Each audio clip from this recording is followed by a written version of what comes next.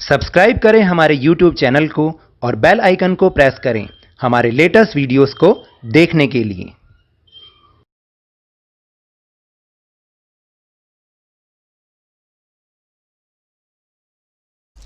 Hello and welcome to Lavneesh Sir की class. This is Directorate of Education GNCT of Delhi's worksheet number 25, and it is only for class 6 students. It has taken from the subject English, and we will learn and understand the remaining part of the lesson fair play. So students, आज की इस worksheet में हम जो बचा हुआ भाग है लेसन फेयर प्ले का, उसके बारे में हम समझेंगे। आपको याद है ना, लास्ट कुछ वर्कशीट से हम इस लेसन को पार्टली समझ रहे हैं और ये लेसन भी बहुत बढ़िया है, ये कहानी भी बहुत अच्छी है। तो लास्ट वर्कशीट में हमने क्या समझा था, ज़रा बताइए। लास्ट वर्कशीट में हमने ये जाना था कि किस तरह से जब अलगू ने ये फैसला दिया कि ये फैसला नहीं दिया बल्कि अलगू के सामने ये केस गया, और क्योंकि उसकी चाची ने, किसकी चाची ने, जुम्मन की चाची ने अलगू को ही पंच चुना था और उसको फैसला करना था कि क्या फैसला होना चाहिए, क्योंकि उसकी चाची कह रही थी कि मुझे मंथली अलाउंस मिलना चाहिए और जुम्मन क्या कह रहा था कि नहीं भाई, जितना हम कर सकते थे उतना हमने किया, अब हमसे और नहीं होता। तो अब आगे होता क्या है। So now let's start and understand with me. Let us continue our story. Read the story and choose the correct options.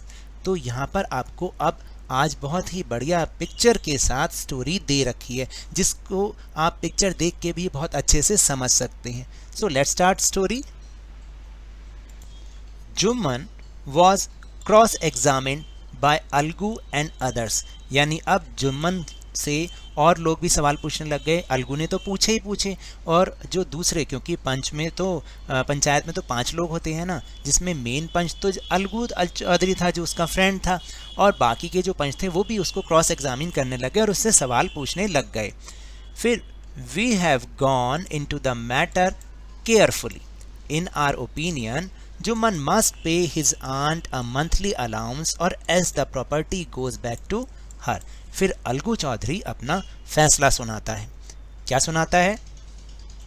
वो कहता है कि हमने आपके केस को, आपके मैटर को बहुत ध्यान से सुना, और हमारे ओपिनियन में, हमारे विचार में, अब जुम्मन को, अपनी आंट को, अपनी चाची को महीने का जो अलाउंस है, महीने का खर्चा देना ही पड़ेगा, नहीं तो वो सारी की सारी प्रॉपर्टी उनको वापस कर दे। Now the two friends were seldom seen together. और इसके बाद से वो जो जुम्मन था वो बहुत दुखी हुआ। उसको लगा कि मेरे फ्रेंड होते हुए भी अलगू ने मेरे खिलाफ फैसला दिया है। तो उसके बाद उसने दोस्ती तोड़ दी, और इसके बाद उन दोनों फ्रेंड्स को फिर कभी गांव में एक साथ शायद देखा ही नहीं गया। The bond of friendship between them was broken. और जो उनके बीच एक फ्रेंडशिप का एक बॉन्ड था, एक रिश्ता था, वो अब टूट गया। In fact Jumman was Algu's enemy and wanted his revenge. और यहाँ तक कि जुम्मन अब अलगू का दुश्मन बन गया और उससे बदला लेने के सोचने लगा। बार बार यही सोचता था कि कैसे उससे बदला लिया जाए। तो अब यहाँ पर हम कुछ क्वेश्चंस के आंसर करके देखेंगे जो कि इसी पिक्चर में से हैं। Question number 1 is who cross examine Jumman. Jumman को किसने क्रॉस एग्जामिन किया? अलगू एंड अदर्स ने या ओल्ड आंट एंड अदर्स ने? अलगू एंड अदर्स, जो other member of the panchayat थे, उन्होंने उसको क्रॉस एग्जामिन किया, यानी उनसे क्वेश्चन पूछे। Now the question number 2 is what was the decision of the panchayat. A, Jumman pay monthly allowance और as the property goes back to her, या B is Jumman should not support his aunt. तो first is right, Jumman must pay a monthly allowance, यानी जुम्मन को उसको महीने का खर्चा देना पड़ेगा अपनी चाची को, नहीं तो उसकी सारी की सारी प्रॉपर्टी वो वापस ले लेगी। फिर देखते हैं आगे क्या हुआ। Days passed and as ill luck would have it. और दिन बीतते चले गए, फिर बुरा वक्त भी आया। Ill luck would have it, Algu Chaudhary found himself in a tight spot. देखिए, अब अलगू चौधरी एक बहुत ही डिफ़िकल्ट सिचुएशन में फंस गया। क्या थी वो difficult situation? One of his fine pair of bullocks died, यानी उसके एक सबसे अच्छी बैलों की जोड़ी मर गई। And he sold the other to Samjhu Sahu. और जो एक और जोड़ी उसके पास थी, यानी बैलों की 2 जोड़ी थी उसके पास, एक तो मर गई और एक जो दूसरी जोड़ी थी बैल, यानी 2 बैल और थे, उसने उसको समझू साहू को बेच दिया।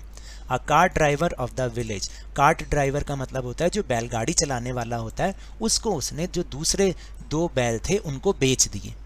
The understanding was that Sahu would pay the price of the bullock in a month's time। और दोनों के बीच ये समझौता हुआ कि साहू जो है 1 महीने के बाद इन बैलों को जो खरीदा है उनके पैसे वो किसको देगा, अलगू चौधरी को देगा।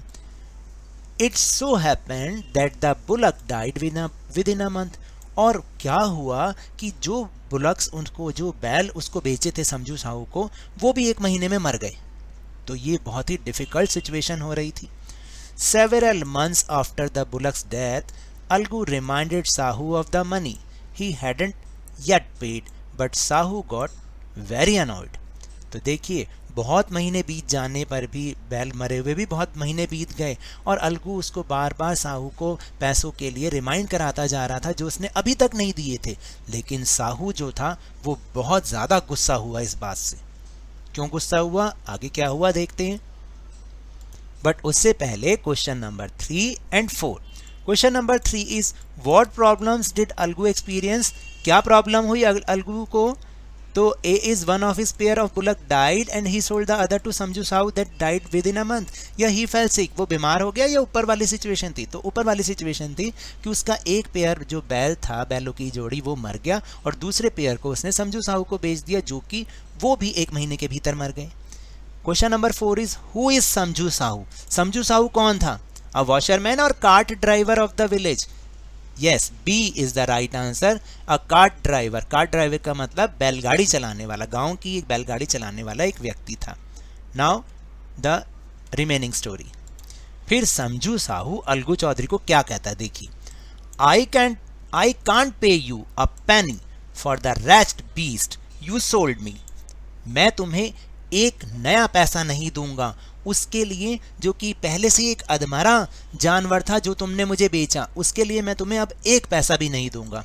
He brought us nothing but ruin, वो मेरे लिए कुछ नहीं बल्कि जो है बदकिस्मती लेकर आया, मेरा सब कुछ उसने बर्बाद कर दिया।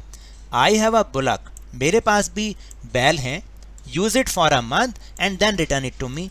तो ठीक है, तुम्हें अगर चाहिए तो 1 महीने के लिए उसको यूज कर लो और वापस मुझे दे देना, but no money for your dead bullock, लेकिन जो तुम्हारे बैल मर गए उसके लिए 1 भी पैसा नहीं दूंगा। Algu decided to refer the case to the panchayat.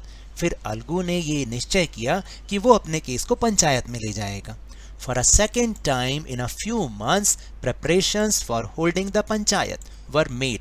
तो देखिए दूसरी बार, कुछ ही महीनों में दूसरी बार पंचायत को लगाने की तैयारियां फिर से शुरू होने लग गई। And both parties started meeting people seeking support.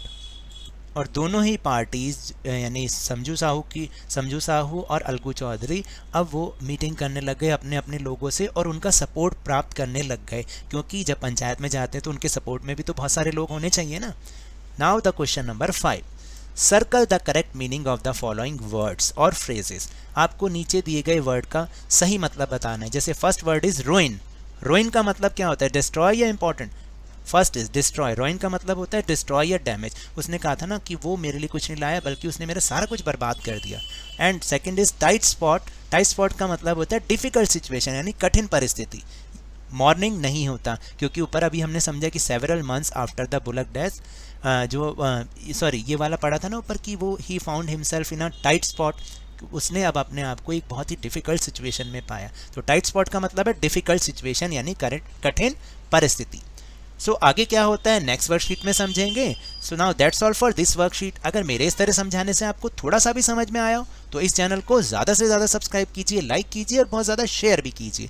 और हाँ, मेरे साथ इसी तरह वर्कशीट को समझते रहिए, लेकिन ध्यान और मन लगाकर पूरी मेहनत और लगन के साथ पढ़ते रहिए। And if you want to defeat corona virus then please keep maintaining the physical distance of 6 feet or 2 yards and please keep wearing a mask, क्योंकि जब तक दवाई नहीं तब तक कोई ढिलाई नहीं। Thank you very much.